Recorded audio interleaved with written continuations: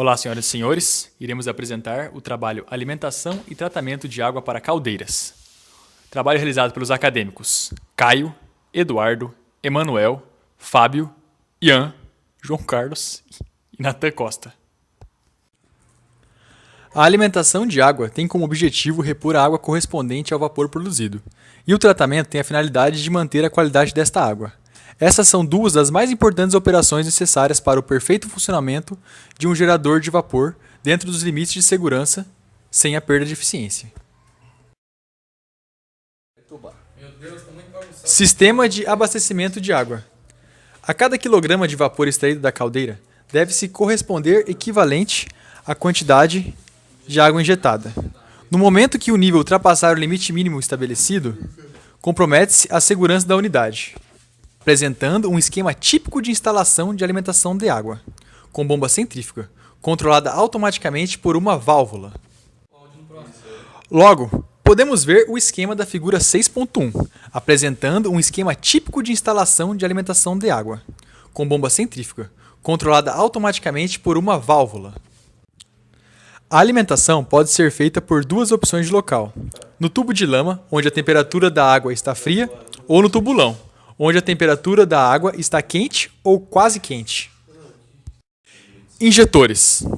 São equipamentos para alimentação de água usados em pequenas caldeiras de comando manual. Baseia-se no uso do próprio vapor da caldeira ou de ar comprimido, que é injetado dentro do aparelho, onde existem seções cônicas divergentes e válvulas de retenção, de controle e de sobrecarga. A seguir, conferimos o esquema na figura 6.2. As bombas centrífugas são equipamentos para alimentação de água em sistemas. As bombas têm apresentado os melhores resultados pela sua praticidade, facilidade de manutenção e grande vazão que oferecem. Seus componentes são basicamente constituídos por um disco com um jogo de palhetas que giram em alta velocidade e fazem a sucção da água. Sua fonte de trabalho é fornecida geralmente por motores elétricos ou turbinas a vapor. As últimas são aplicáveis somente em geradores de maiores capacidades e pressão.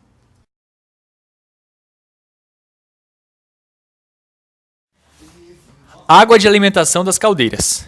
A água de alimentação das caldeiras é provida de fontes naturais como os lagos, poços, rios e outros mananciais que possuem reservas desse fluido.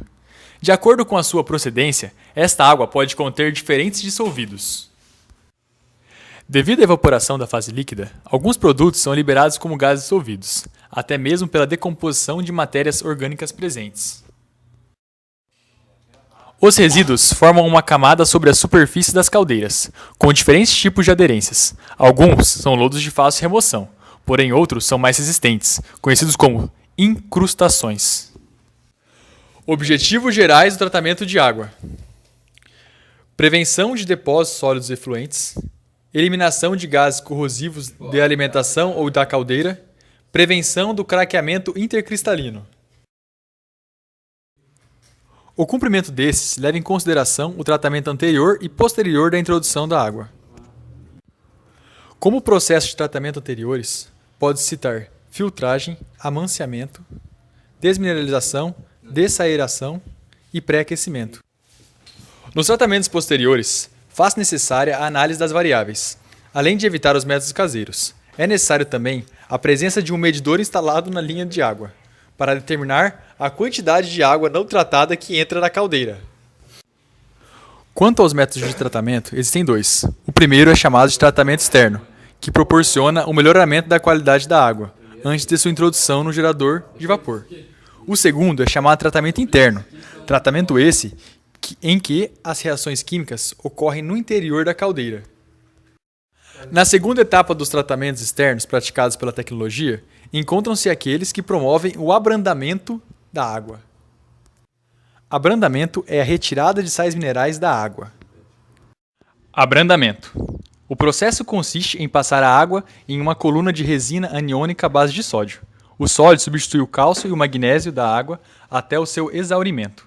Nesse momento, interrompe-se a passagem de água a ser tratada, substituindo-a por uma solução de cloreto de sódio.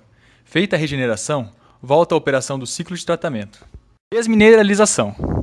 Efetuada, sobre uma série de trocadores de íons, é o tratamento escolhido para a alimentação das caldeiras com pressões acima de 40 kgf por centímetro quadrado, especialmente quando estas comportam superaquecedores ou alimentam turbinas. Equipamentos desaeradores.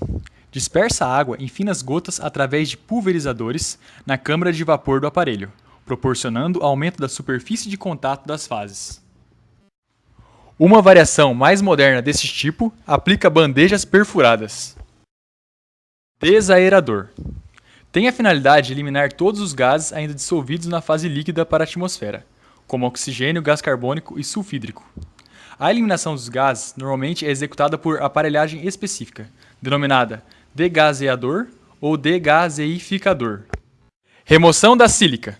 A sílica está presente na água como ácido salicílico e silicatos solúveis, que podem ser retirados pelo tratamento com óxidos por troca iônica. Tratamento interno. As condições de aplicação devem ser em água de baixa dureza, não turvas, que reagem no interior da caldeira e que são formadas por trifosfato de sódio. Os métodos de inserção estão baseados em adicionar os sais de tratamento no tanque de alimentação de água, ou no tubo de injeção no interior da caldeira, que pode ser visto na figura abaixo. O fosfato irá reagir com os íons metálicos e precipitar na forma de sais de cálcio, formando lodo como precipitado. Este lodo não irá aderir à superfície, o que facilita na descarga. A descarga das impurezas nada mais é do que a retirada de lodo ao final do processo. O arrasto, por definição, são gotículas de água carregadas pelo vapor. Em condições normais, não é considerado, visto que o tubulão é projetado para que não ocorra o arrasto. Entretanto, podem vir a acontecer devido a danos nos aparelhos separadores de calor ao nível do tubulão e a presença de espuma na tubulação. A formação de espuma acontece devido à concentração de produtos químicos, provando a redução da tensão superficial de água. Alguns parâmetros são excessiva concentração de sólidos na água, excessiva alcalinidade e a matéria orgânica, como óleos e graxas.